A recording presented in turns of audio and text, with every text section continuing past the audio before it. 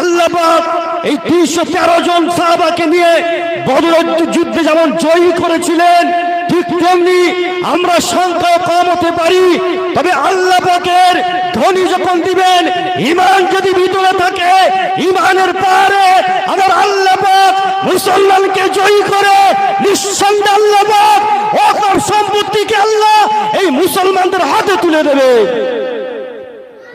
সেই আন্দোলনে দাঁড়িয়ে যান।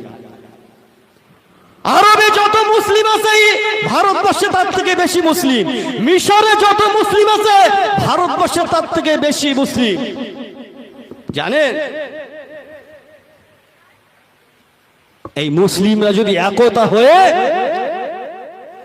আন্দোলন করে অবশ্যই বিল ফিরিয়ে নিতে বাধ্য, কিন্তু আমরা তো ঠিক নেই, আমরা ঠিক নেই।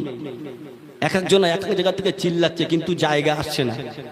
আমি তো বলবো আমাদের আলেমদেরকে আগে এক হতে হবে, আলেমদেরকে এক প্ল্যাটফর্মে দাঁড়িয়ে সমস্ত জনগণকে এক জায়গায় দাঁড় করিয়ে একটা ডাক দিতে হবে, পুরো কলকাতাকে অচল করে দিতে হবে। তবে শান্তির সাথে, দেশের আইন আছে, সংবিধান আছে, সেগুলোকে সামনে রেখে আমরা আইনকে নিজের হাতে তুলে নেব না, শান্তির সাথে আমরা আন্দোলন করব, মানুষকে কষ্ট দেব না। আজকের এই কিছু কিছু মিডিয়া আছে, সাবধান,